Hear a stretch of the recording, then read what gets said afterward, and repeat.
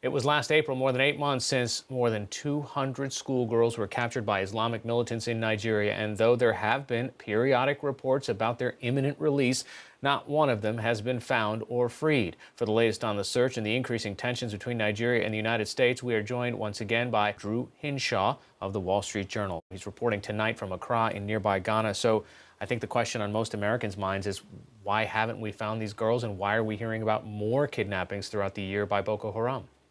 The short answer is that Boko Haram is doing something very much like winning in the northeast of Nigeria.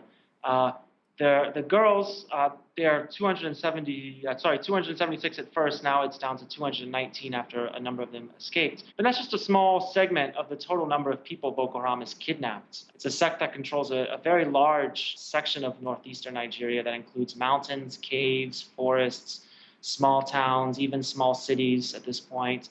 It's kind of a really hard thing to find individual girls who've all been split up at this point. Early on in May, the U.S. sent drones and manned surveillance flights, and they did spot large groups of girls twice in June and July. They have no idea if those are the girls or if those are a separate group of girls that Boko Haram kidnapped.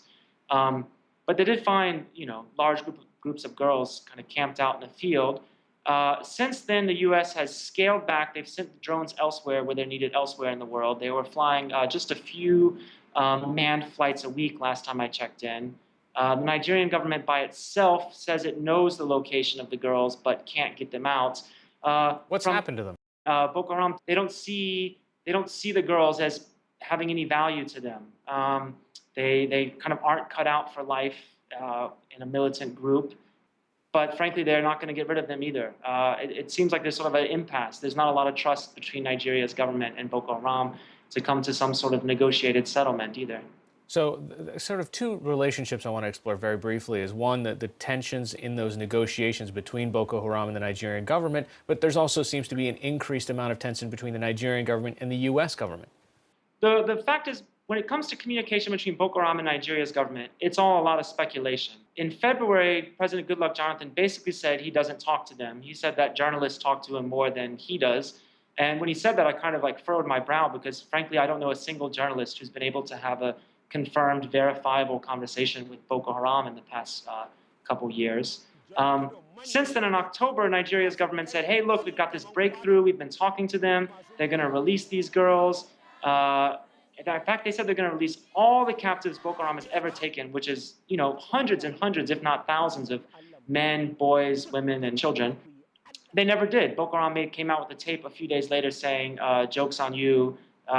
We have no intention of negotiating with you. You are an infidel government, and we will continue waging jihad. The Nigerians are frustrated by this, and I think some of that anger is being deflected against the United States. There's been a lot of comments lately like, well, we could deal with Boko Haram, but the fact is this big neo-colonial power, America, won't let us buy helicopters because they say we're abusing human rights conditions. I think some of that is political posturing. Some of that is basically there's an election in February, and Nigeria's the government's looking for a reason why they haven't wrapped up a now 5-year-long conflict with Boko Haram. All right, Drew Hinshaw of the Wall Street Journal joining us tonight from Accra, Ghana. Thanks so much. Thank you, too.